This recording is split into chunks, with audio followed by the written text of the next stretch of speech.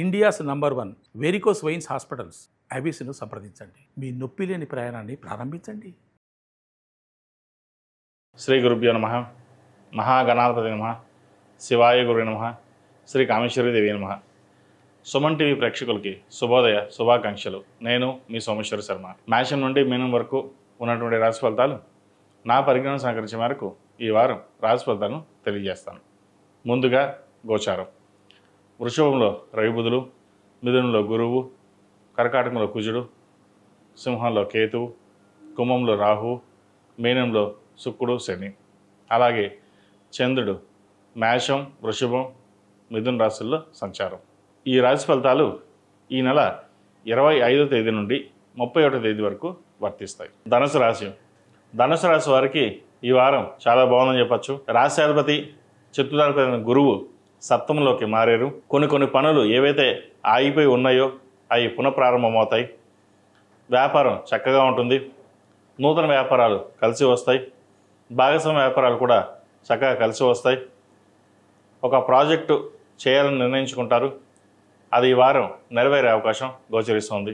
అయితే ఈ రాశి వారికి ₹1 సంపాదిస్తే 10 రూపాయలు సంపాదిస్తున్నారు అనే ఈర్ష్యాభావాలు ఇటు బంధువుల్లో కావచ్చు, ఇటు స్నేహితుల్లో కావచ్చు ఉండే అవకాశాలు ఎక్కువగా గోచరిస్తుంది. మీరు ఎంత కష్టపడ్డా వాటికి విలువ తెలియదు. మీరు కష్టం తగిన ప్రతిఫలం మీకు లభించినా అది ఏదో దైవాధీనంగా వచ్చింది, మీరేమి కష్టపడలేదు అనే భావన ఏర్పడుతుంది.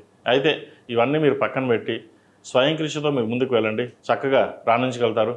రావాల్సిన ధనం ఏదైతే ఉందో ఈ వారం వచ్చే అవకాశం గోచరిస్తుంది. శుభకార్యాలు ఘనంగా నిర్వహిస్తారు. ముఖ్యంగా వివాహం కాని వారికి వివాహం కుదురుతుంది. అలాగే సంతానం పురోగతి బాగుంటుంది. సంతానం కోసం మీరు చేసే ప్రయత్నాలు సఫలీకృతం అవుతాయి. విదేశాల కోసం వెళ్ళాలనుకునే వారికి విదేశీ ప్రయత్నాలు ప్రారంభించవచ్చు. తృతీయంలో రాహు, చతుర్థంలో శని, ఇటు సప్తమాధిపతి దశమాధిపతి అయిన బుధుడు, భాగ్యాధిపతి అయిన రవి 6 చక్కగా బలంగా ఉన్నారు. వీరిద్దరూ ఒక వ్యాపార నిమిత్తమై ఏవైతే ఆగిపోయి ఉన్న పనులు ఏవైతే ఉన్నాయో అవి ఈ వారం నెరవేరే అవకాశం గోచరిస్తుంది. స్వయం కృషి గట్టిగా ఉంటుంది. మీరు చేసే ప్రయత్నాల లోపం లేకుండా మీరు ప్రయత్నాలు ప్రారంభించవచ్చు. అలాగే భూ సంబంధించిన విషయ వ్యవహారాలు చక్కగా ఉంది. ఒక భూమిని కొనుగోలు చేస్తారు. కన్స్ట్రక్షన్లోకి అడుగు పెడదాం అనుకునే వారికి ఈ వారం చక్కగా ఉందని చెప్పచ్చు. అలాగే వాహన యోగం, సువర్ణ యోగం ఉంది. ఏదైనా ఇన్వెస్ట్మెంట్ చేసేటప్పుడు ఇటు భూమి మీద కానీ బంగారం మీద కానీ ఇన్వెస్ట్మెంట్ చేసుకోండి. స్టాక్ మార్కెట్కి దూరంగా ఉండడం చెప్పదగినది. ఇది అందరికీ కాదండి, కొంతమంది మట్టుకే. కొంతమందికి స్టాక్ మార్కెట్ కలిసి వస్తుంది, కొంతమందికి కలిసి రాదు. అయితే వీరు స్టాక్ మార్కెట్కి దూరంగా ఉండడం చెప్పదగిన సూచన. ఈ రాశిలో జన్మించిన విద్యార్థులకు కాలం అనుకూలంగా ఉంది. విదేశీయానం చేయగలుగుతారు. విదేశాల్లో ఉన్నవారికి మంచి ఉద్యోగం లభిస్తుంది.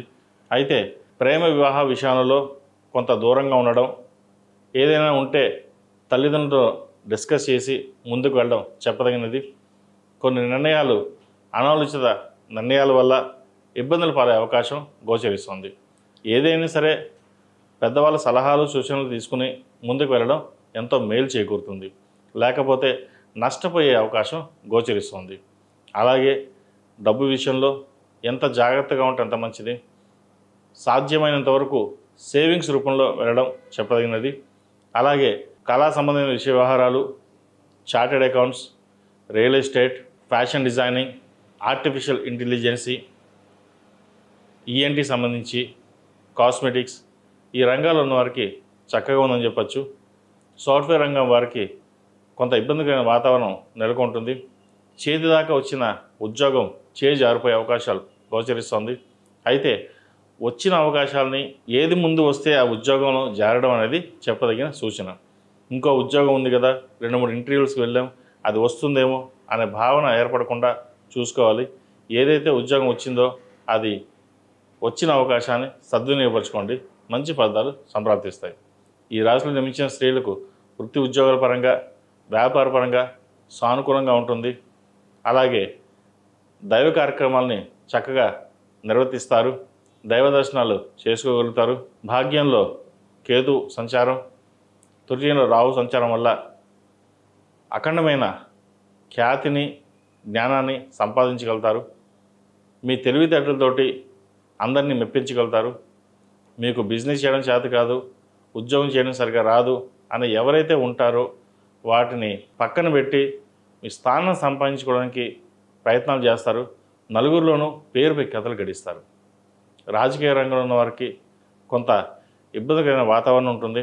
వస్తుంది అనుకున్న పదవి చేజారిపోవడం, మిమ్మల్ని పక్కనే ఉండి పొగుడుతున్న వాళ్ళు ఎవరైతే ఉన్నారో వాళ్ళే మిమ్మల్ని మోసం చేయడం జరుగుతుంది. కాబట్టి ఇటువంటి విషయ వ్యవహారాల్లో మీరే స్వయంగా చూసుకోవడం చెప్పదగిన సూచన. ఈ రాశిలో జన్మించిన వారికి కలిసి వచ్చే సంఖ్య 4, కలిసి వచ్చే రంగు తెలుపు. ఏదైనా పని మీద బయటకు వెళ్ళేటప్పుడు సోమవారం కానీ గురువారం నాడు కానీ వెళ్ళండి, మంచి ఫలితాలు సంప్రాప్తిస్తాయి. అలాగే ఈ రాశి వారు ప్రతిరోజు ప్రతినిత్యం మేధా దక్షిణామూర్తి రూపుని ధరించడం, మేధా దక్షిణామూర్తి స్తోత్రాన్ని పఠించడం చెప్పదగిన సూచన. ఓం నమస్తే ఒత్తుతో దీపారాధన చేయండి. ప్రతి మంగళవారం శుక్రవారం నాడు అమ్మవారికి 6వ కుంకుమతో పూజ చేయండి. అలాగే నాగసింధూరాన్ని ధరించండి. నరదిష్టి ఏమైనా ఉంటే కొంతవరకు తగ్గుతుంది.